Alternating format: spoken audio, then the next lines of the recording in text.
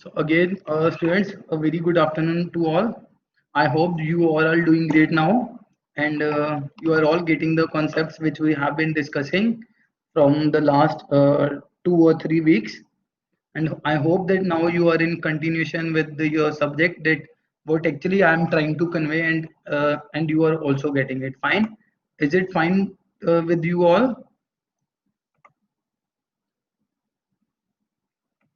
Rest, are things clear?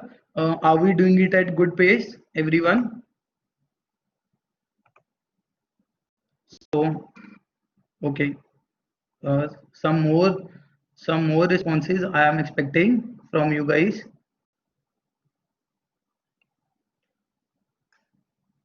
Am I audible? Okay, great, fine. So, are we good to go now with the next topic? So, so far we have been discussing about, we have started with the concept of routing. So where we have seen that how actually routing works and what is the need of routing, fine, in which we have discussed the two broader categories. One is the static routing. We'll discuss some of the advantages, disadvantages. Then we have discussed the distance. Then we have discussed the dynamic routing, in which we have seen that how dynamic routing works or what are their advantages and disadvantages. Then we have discussed the two again the categories in the dynamic routing, which further divided into distance vector routing, and the second one is the link state routing. Fine.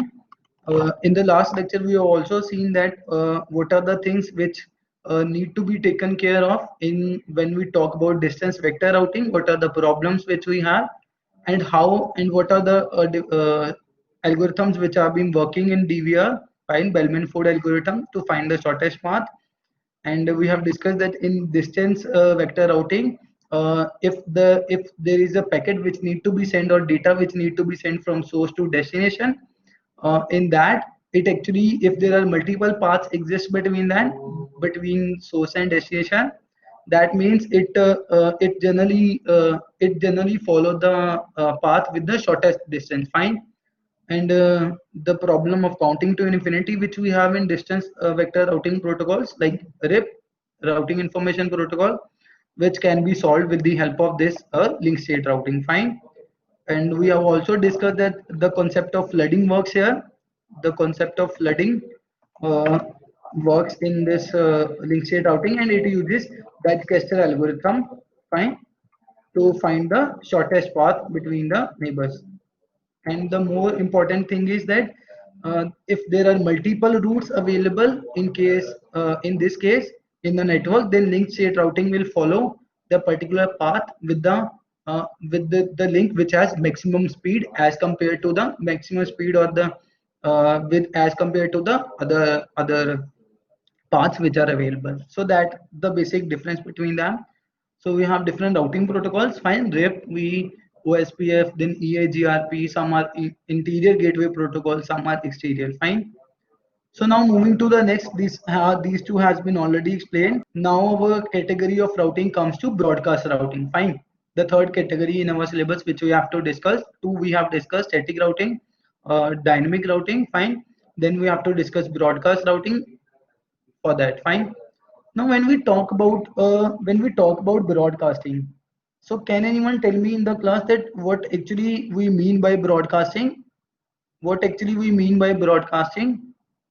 Let's suppose if I have a particular network and there are many devices which are connected with it, so can anyone tell me in the class that what actually we do mean by broadcasting?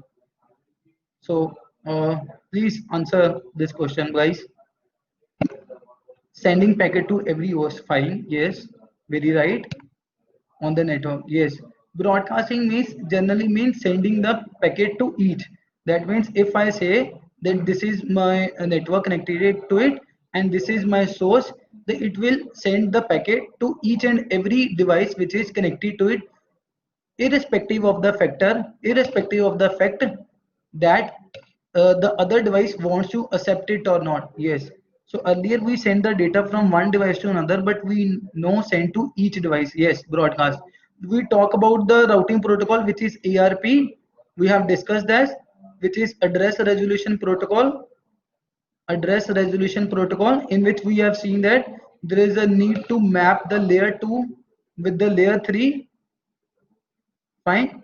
So right now you are broadcasting your screen with all of us. Yeah, very good example. Great. So we talk about address resolution protocol. Fine.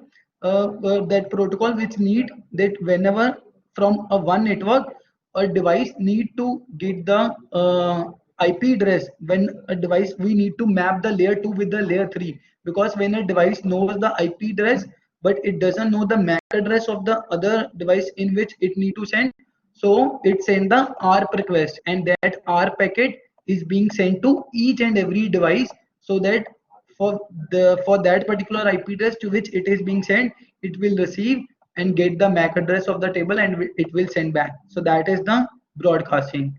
If I say by sending in a particular class, I say that whose UID is 4101, I am broadcasting a particular thing. Fine, that's what we mean. In case if I talk about unicast, that means a single point to point, and in case of multicast, we generally mean that we are sending a particular request to only those destination which want to receive it. Fine. That means if from this particular network this device says I don't want to receive it, so we multicast it to some specific destination. That was the basic difference between the broadcast, unicast, and the multicast. Is fine. So broadcasting means sending a packet to all end receivers. Routing update in the link state routing. Fine. Then the service or the request advertisement is in the application layer. And the general example of the broadcasting is the weather reports, the stock market updates, the live program. Fine. So these are all the examples of the broadcasting. Fine. Now we have till now we have discussed many things that in DVR we send the we actually what we do is we share the routing table with the other neighbors. Yes or no? We have discussed that, and with sharing of this particular routing table with the neighbors and the other routers costing a lot of bandwidth. Fine. So right now we can use this broadcasting, but the problem with that is broadcasting it that that with for each device to which it need to broadcast, I should the device should know that the device should know the destination of all the devices which are connected in that particular network. Yes or no? Do we agree with that? That if a device need to send a broadcast packet to all, it should know the destination IP addresses of all the devices which are connected in that particular network. Do we all agree with that or not? Yes, we do agree. Fine. But if if there is a need to send all the packets to all the devices via broadcasting, it will cost in a lot of bandwidth. Yes or no? It will result in a lot of bandwidth. That is the issue which we have. Fine. Second thing is we require the first thing is we require a higher bandwidth. Second thing is we need to know the device actually source need to know the destination of all the devices. That is the issue. Now how we can solve this issue? That is our main concern while talking about this broadcast routing. Fine. Do we understand the problem which we have in case of this broadcast routing? That it requires a higher bandwidth to broadcast that particular packet, and it should know the destination address of each and every device which is get connected in that particular network. For that means I mean to say it need to update the routing table. It need to make the routing table for each and every device. Fine. Is it clear, bache, everyone to you? Um, was I able to successfully convey the message that what I am trying to say to you guys? Okay, great, fine. Now the solution for this problem is which we have discussed is that either bandwidth is very large or there need to be it should know the destination of all devices. Fine. For this problem, the solution is what we can use is I can use a concept which is referred to as which is referred to as the multicast or multi destination multi-destination protocol. Fine. Now, what do you mean by multi-destination protocol? Fine. Let me clear this screen and again let me draw a network. Fine. So let's suppose that now see this is a, let's suppose a network. Fine. There are only 4 devices which are connected with it. This is, let's suppose, device 1, device 2, device 3, device 4. Now these are connectivity. For broadcasting, it also need to send here, it also need to send here, it also need to send here. Irrespective of the factor that device 1 or 3 or 4 wants to accept it or not. Fine. So the solution for that is, which we have discussed, the two problem of bandwidth and knowing the destination of all. The solution is multi-destination routing, which means if this particular device does not want to accept that packet, we can discard it from our network and we can send it, we can specify the destination of this particular uh, device and this particular device who want to accept it, and will be sending it to only those devices. That is what we refer to as the multi-desti multi-destination routing or multi-destination protocol, we can say. Fine.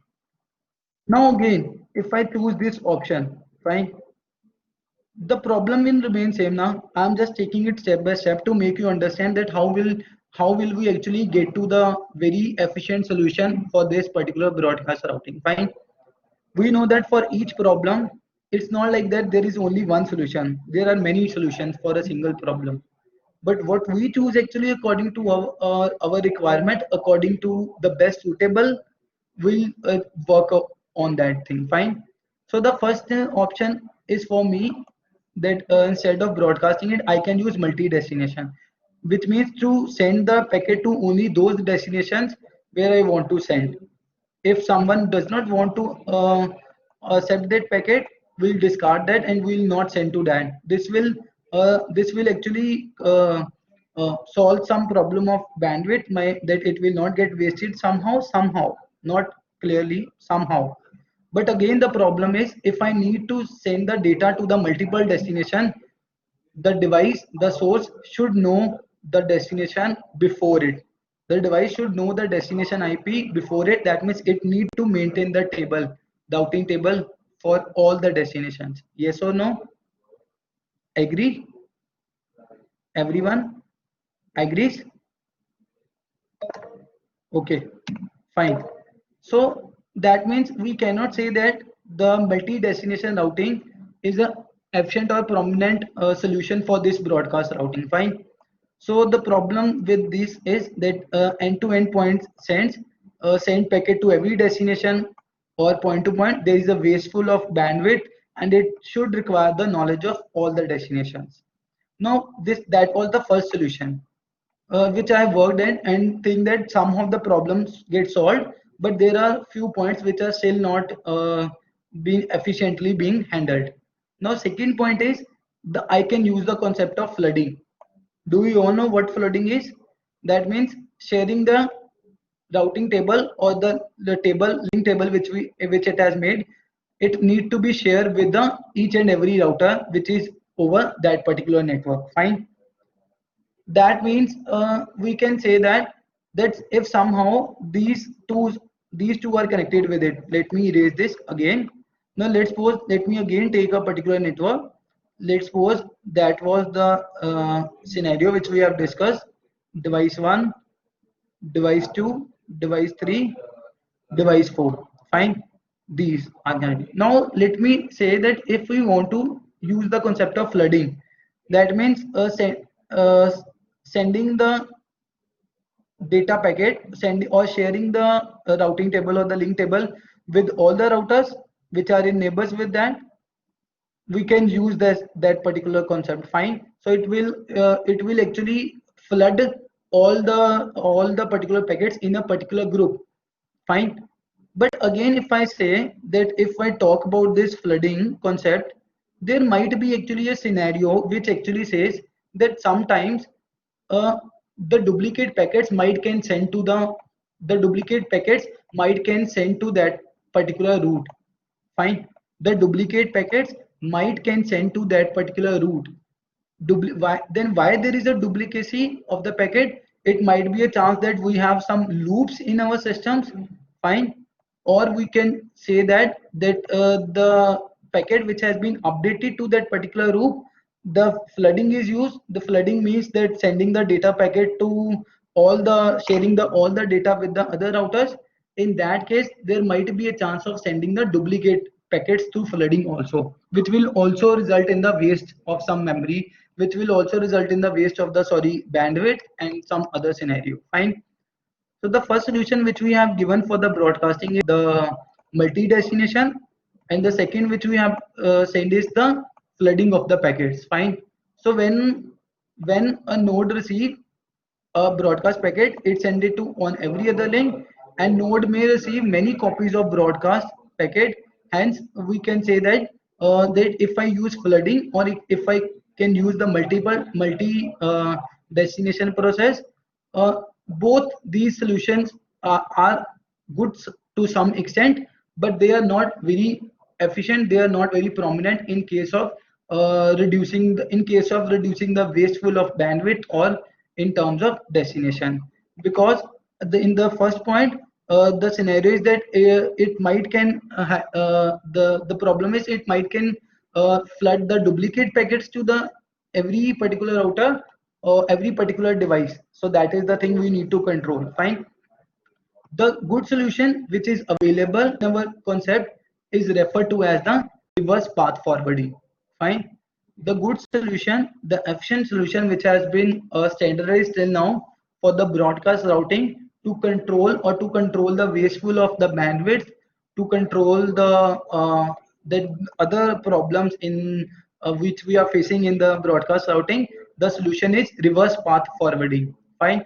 Now we need to understand what the concept is.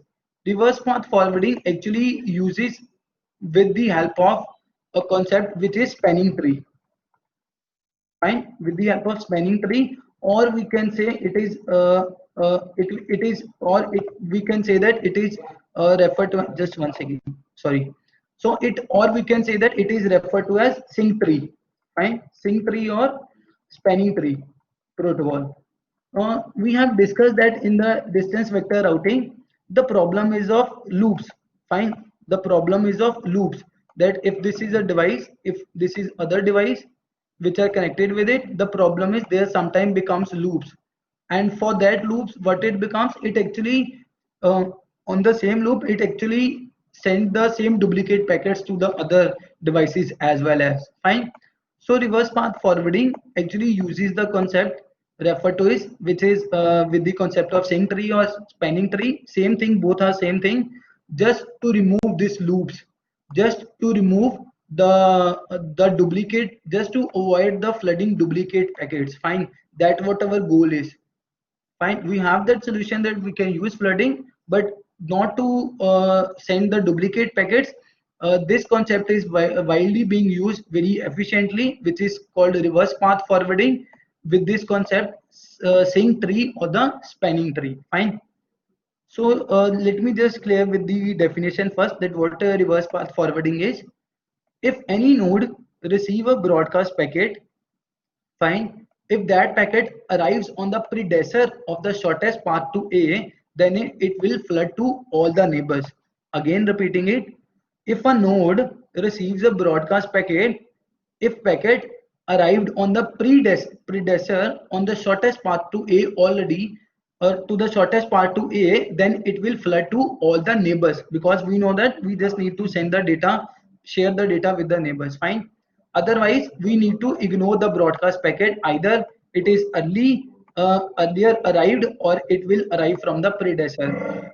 If the packet just arrive on the predecessor on the shortest path of A, because earlier might be a chance that it we send it to a path which is not a shortest, and after some time it again send it to a particular predecessor which is the shortest path, then we know that we have to send it to the shortest path now, which it will follow. So it will flood to all the neighbors, otherwise we will ignore it, fine. Now we'll see with the help of an example that how this actually works, or how this actually scenario works in helping in reducing the number of packets, means reducing the bandwidth to it, fine. So is this screen visible to you guys? to everyone? Is this screen visible to all? The network, you can see it, fine. Now see here, this is a particular network which have been made, fine. We can see if I say I need to broadcast it, so A will broadcast to every other device which it has, fine. And in some case we can also see that there are some loops which have been built in that particular network. Yes or no? Can we see that there are loops which has been built in some part of a particular network? Yes. So our main task is to avoid that loops. The main goal with the reverse addressing is that we need to avoid these loops. And how we can avoid these loops? The concept which is widely being used to remove that loops from our network is the sync tree, or we refer to as a spanning tree, which is being used, fine. So from this particular network in which we can see there are still some loops exist. Loops existing mean there might be a chance of flooding the duplicate packets to the same network over a particular route. So that what we need to avoid. So what it does, that a sync tree has been made in which the loops has been erased. So we can clearly see that earlier there was a loop from A, E, H, I, F.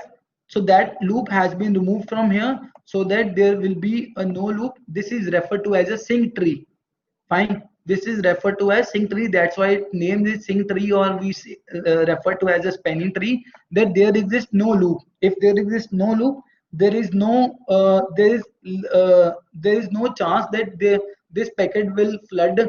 This packet will flood. Duplicate packets will be flooding to on that particular route. That's what we mean.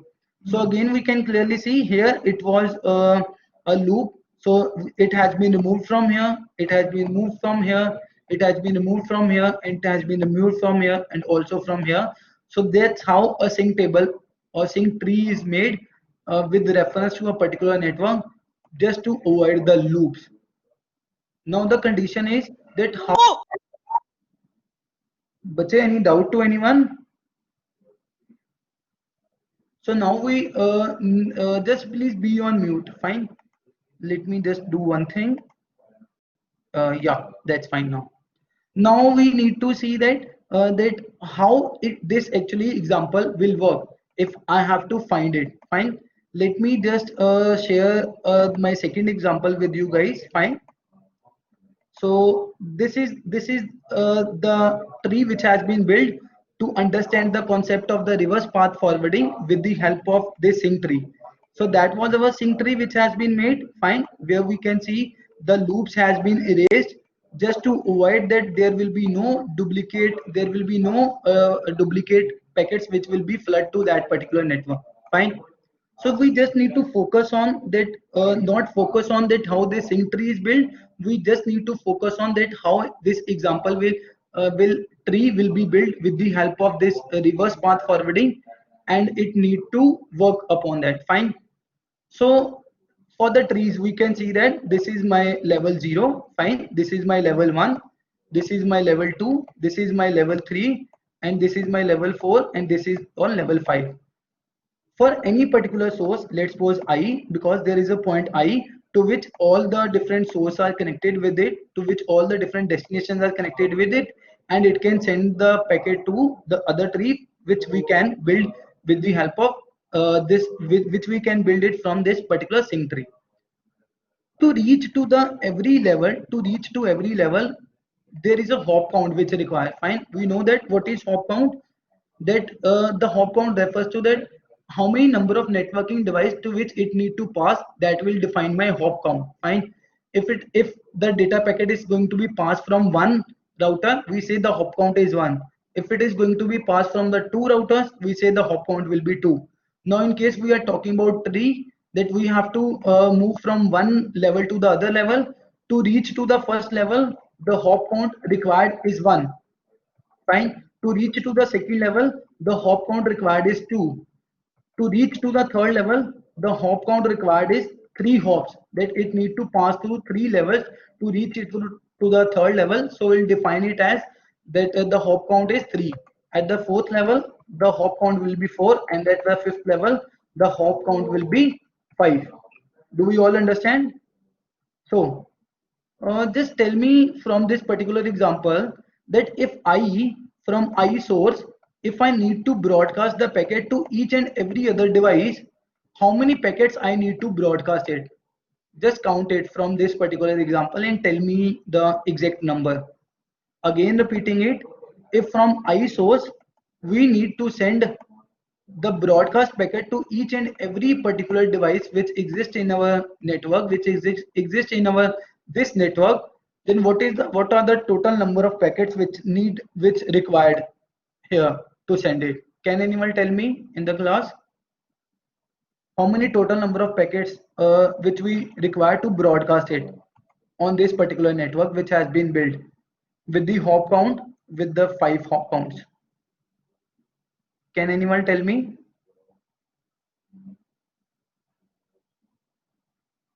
Anyone in the class, bache? Hurry up.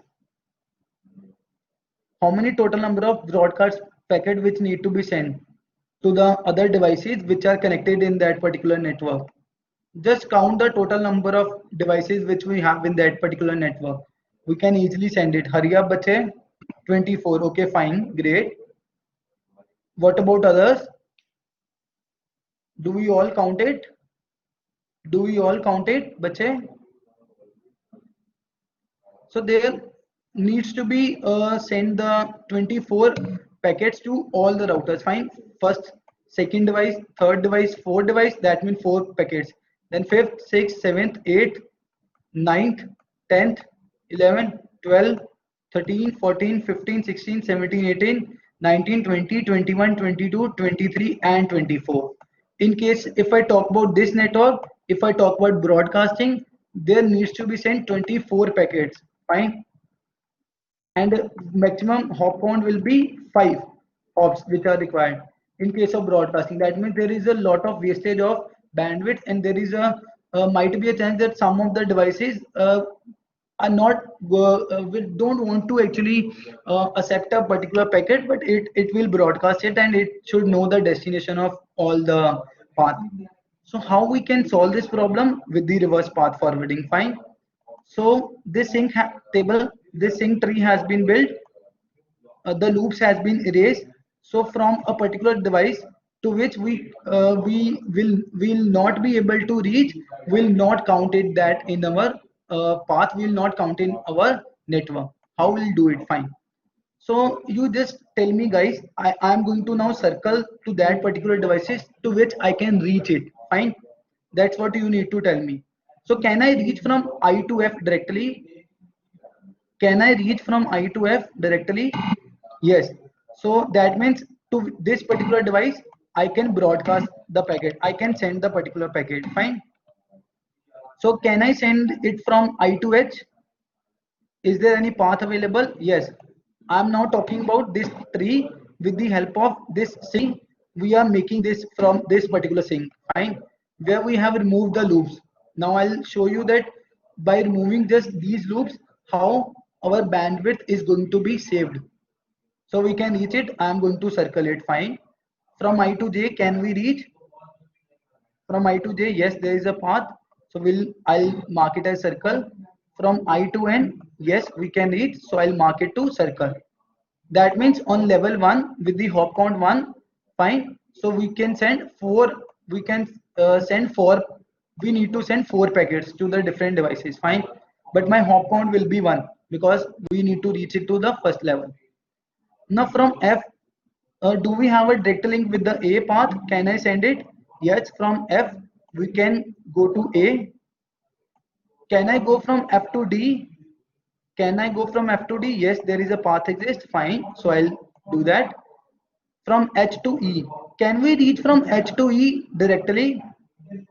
Do we have a neighbor H? Do we have a neighbor E with the H which is directly connected to it? No. That means we cannot actually send, because we know that the data which is going to be shared is always going to be shared with the neighbors first of all. After that, when the routing table updates, when we share the tables with the others, then we can send it to some other route. But initially we do not have a direct link, and we cannot send it to the directly to the edge. There is no link. So we will discard that packet. That's what reverse path forwarding is does.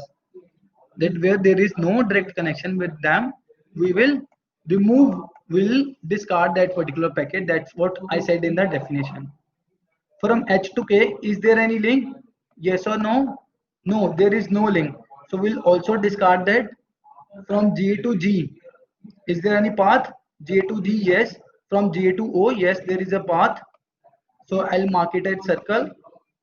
So from N to M, is there any path? Yes. From N to O, is there any direct link? No, the loop has been avoided. So how many total number of packets we need to send at this particular level, second level? There are total 5 packets. Fine. 1, 2, 3, 4, 5. After this, same way we need to follow on the other levels. And if I calculate these total, that how many, with the help of this sync tree, how many total number of packets which need to be sent, that will come out to be 15 packets. Fine. That means earlier, by using the broadcasting, in which there can be duplicate packets which can be sent, or there needs to be sent the packet to each and every other device with the 5 hop counts and 24 packets which need to be sent earlier. Now in this particular time, we can use this concept which is reverse path forwarding, which says that you need to avoid that loops. You need to use the concept of the sync tree, which say that we'll discard that packets which are sending on the which on which sending going to be the, if there is a shortest path on the predecessor of the source, on the predecessor of the source, we'll send it to the broadcast these packet to others. Otherwise we are going to ignore it if there is no direct path for them. Fine, if that is the not shortest path. Because from H to E, to reach to the shortest path, that is the shortest path which we have from reaching from H to E. If there exists that path, we'll send it over there. But if there exists no path on the predecessor of sending from H to E, there is just other path, so we'll discard that packet. Because we can assume that from this path the packet has already been arrived to the E from H, so there is no need to send it from H to E. In this case, in case of broadcasting, when we talk about this particular loop, there might be a chance that if I need us to send the packet from H to E, we might can send it from this side, from the longest path. Fine. Or it can also send the duplicate packet to its neighbor also. Agree or not? Everyone agrees or not? Do we all agree with that? That if we talk about this broadcasting, if we talk about this we loop area, okay, I am going to repeat. Fine. Listen, bache. Earlier we were using broadcasting. In case of broadcasting, we said that there need to send each and every packet to the every destination. Here I am talking about the broadcasting. There is a loop exist. There might be a possibility that if I need to send the packet from H to E, it can arrive it from this particular path, from H to L to F to A to E. Fine. And we also have a direct path from H to E also. And if we are sending it, there might be a chance that the packet can send duplicate that packets and can 2 times to the same destination, either from this or either from this also. Agree, bache? Now, Muskan, did you get it, bache? Muskan? Yeah. Okay. So what we have done, we use sync tree. So sync tree, what it does, that remove that loop, delete that root path. Fine. Delete that loop part, so that it will not be need to send it again. That we can assume that if the packet need to be sent from source to destination, and if it is sending on the predecessor of the A and B, which is already the shortest path, we need to flood that packet. Otherwise we need to ignore that packet. Fine. That's what we can use sync tree for the reverse path forwarding, and we can avoid it. In case of broadcasting, where there was using 5 hops and 24 packets which were broadcasting, for which we required a lot of bandwidth, now it is going to be reduced it is going to reduce to the 15 packets. We only need to send those who can accept it without any duplicate, with avoiding flooding duplicate packets. So 5 with the 5 counts, we can send it with the 15 packets, which we just need to send it. That's how this is a prominent, efficient concept, reverse path forwarding, which is being used as compared to the flooding or as compared to the multi-destination to give the solution for the broadcast routing. Fine. Now, any doubt to anyone till now you want to ask from me? Any doubt if you want to ask it from me, my side, or will this be clear to you? Please respond. Take 2 minutes, think about it. Take 2 minutes. The example is there. Think about it. That for if we choose broadcast routing, if we choose the solution to the broadcast routing multi-destination, what is the problem with that?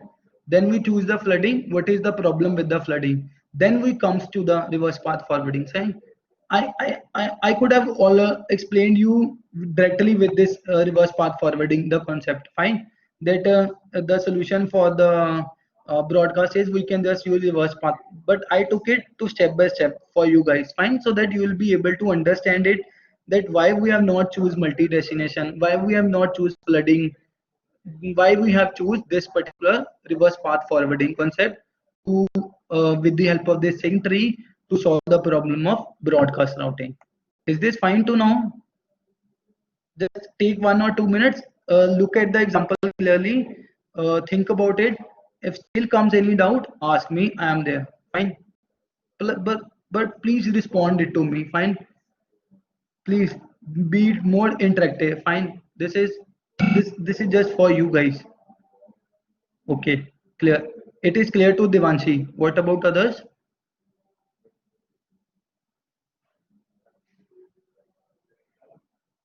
What about others? Okay, clear. Devanshu is also cleared. There are 84 students in my class. Okay, clear. So let me just ask you something.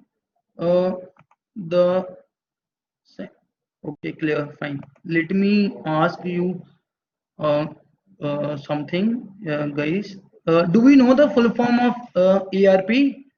Do we know the full form of ARP?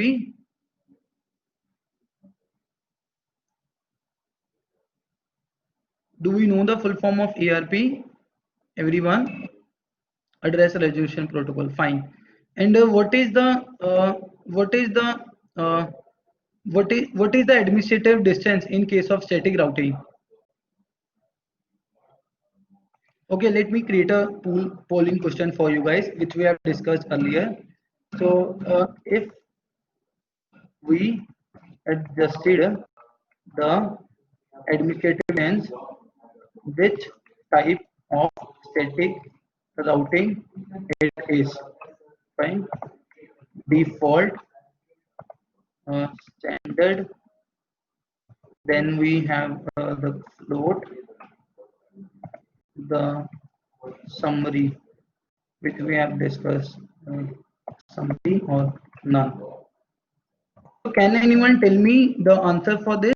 That if we adjusted the administrative distance in case of static routing, what type it is of static routing? If we adjusted the administrative distance, can anyone tell me? We have done it, bache. Think about it clearly. Think about it clearly. That if a network administrator, it is doing static routing, it adjusted the administrative distance to find the shortest path, what type of static routing which will be? We have discussed four things: the default routing, standard, the summary, and we have discussed also the one is floating one. Yes or no? Do we remember that? Do we remember that, bache? Hurry up, quickly answer it. Do we? Okay, there are still 35 responses left. Hurry up. I don't think that this is clear to you guys. Abhijit Joshi, where are you, bache? Abhishek Chauhan, Abhishek Goyal, poll closed. Okay, just one second. Again, fine. It is open now. Hurry up. Okay, still 20 left. 23 students have been answering default. 22 have been answering standard. 15 has been answering, 16 has been answering about none, and one has answered summary. Are you guys reading these, learning this process? Are you guys seeing all the content which we have been discussing? Are we understanding it or not? Still 10 students which are not been active in my class. Some of have internet issues. Gaurav Agarwal has not answered. Okay, fine. Now I'll close it. The right answer is floating point, bache. We have discussed that.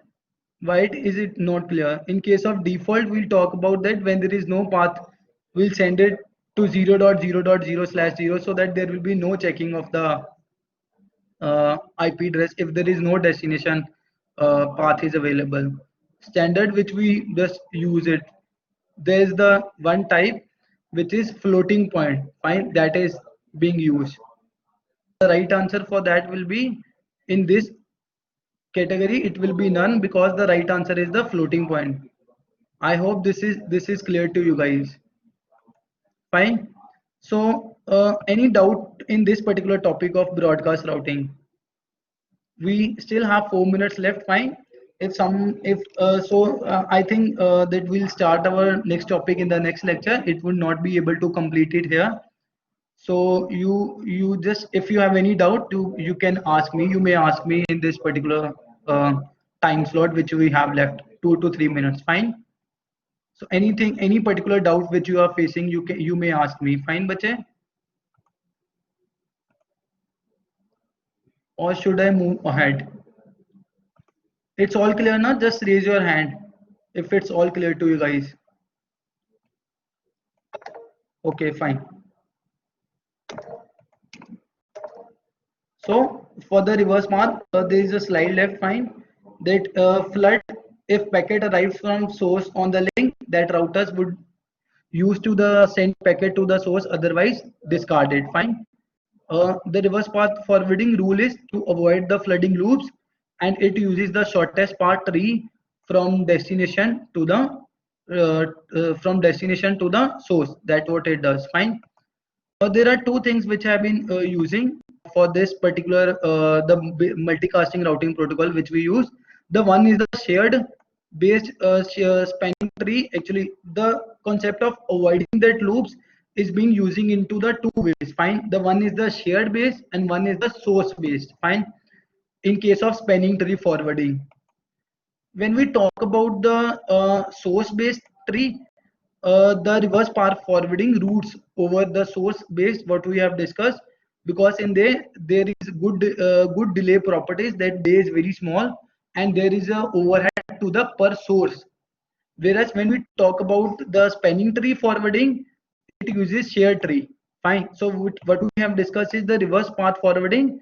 So it actually uses the shared based source based tree, sorry, in which we have the overhead to per source, overhead to the per source, and we have good delay properties. That means my delay is quite small. Whereas the spanning tree forwarding, in the there is also the concept spanning tree forwarding. Fine. Again, same way, similar way it is being used to avoid the loops. But in that scenario, the shared tree is being used. Fine. In which the overhead is the per group. There is more traffic concentration. That means there is more chances of having the congestion, and there will be higher delay. Is that fine? So that is also one of the reasons that we are using the reverse path forwarding for the solution of the broadcasting routing, to provide the solution to the broadcast routing, that it has a good delay properties, and it has the overhead to per source, which means that it will be quite efficient for that. Fine.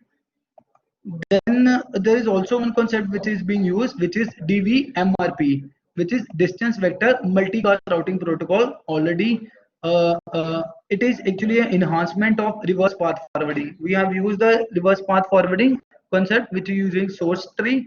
So this is the advanced efficient way of the reverse path forwarding to the broadcast routing, that it uses the distance vector routing packets for building tree. That means to the whatever the shortest path it will be available, it will use that, and it prunes the broadcast link that are not used. That means which are non-member reports, which are to which links to which devices which are not being in use, it will prune that, it will discard that from the links of the tree, so that there will be no wastage of the bandwidth, there will be no wastage of as such thing. Fine. So will I think it would be sufficient for this now. So we'll start it from the next lecture. Fine, we meet at 2:45.